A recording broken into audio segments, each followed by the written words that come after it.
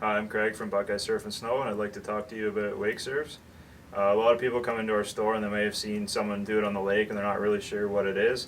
The best way I can describe it is it's just like surfing on the ocean, but you're doing it behind your inboard boat. You're doing it at about roughly around 10 miles an hour and just really slow with the boat just on plane. And you start off with a rope that's about 20 feet long and you pull yourself in towards to get in the right spot on the wake. So that's usually about 15 feet from the boat, and then you can just surf on the wake there.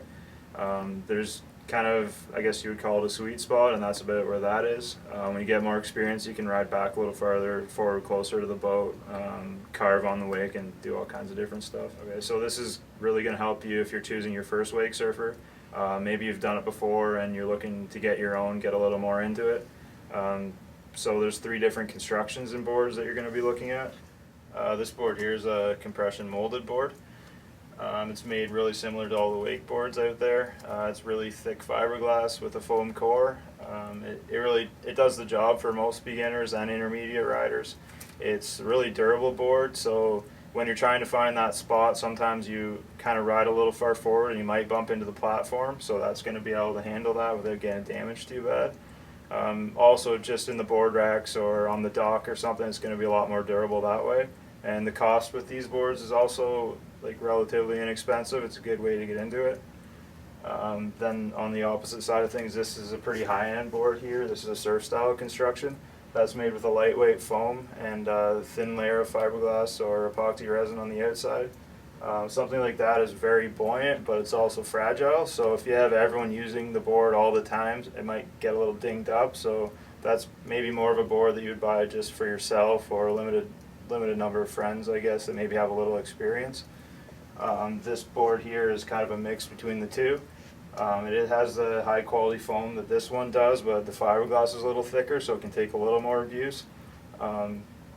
Okay, so for most people getting into the sport, like I said, we kind of recommend this just because the price is good and it's really durable.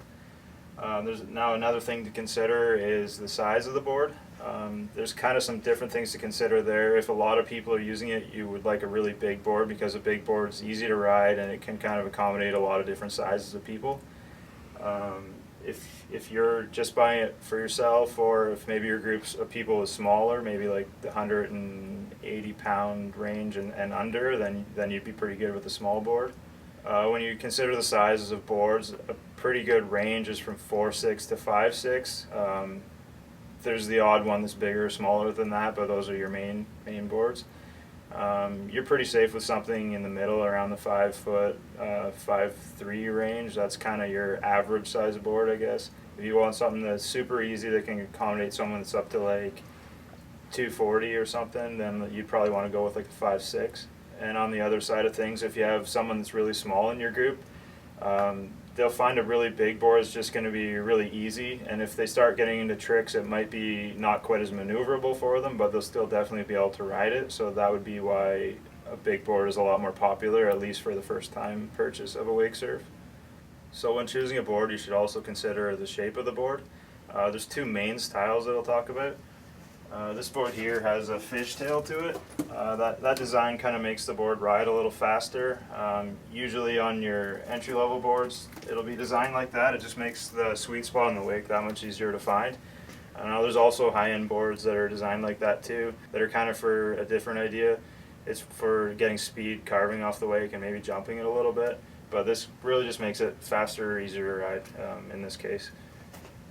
Now there's also a skim style board. I have one here. It's got rounded tip and tail, so that's going to be something that's maybe a little bit harder to ride depending on the board, and it's kind of designed so that you can do 180s, 360s, kind of learn some tricks on it, meant for riding switch a little bit.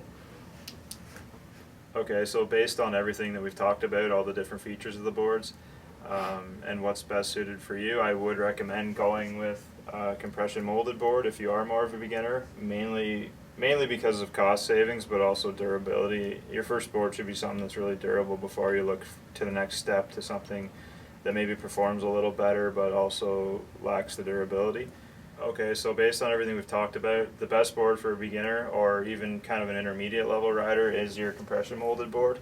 If you're a straight beginner and want the easiest thing to ride, I would suggest the fish style board with that tail. If you've done it before or you think you're going to progress really quickly, you might want to go still compression molded, but maybe something with a rounded tail like this. That'll allow you to do some 180s. You know, that would probably be your first trick to do on a wake surf. All of the major manufacturers make each style of board.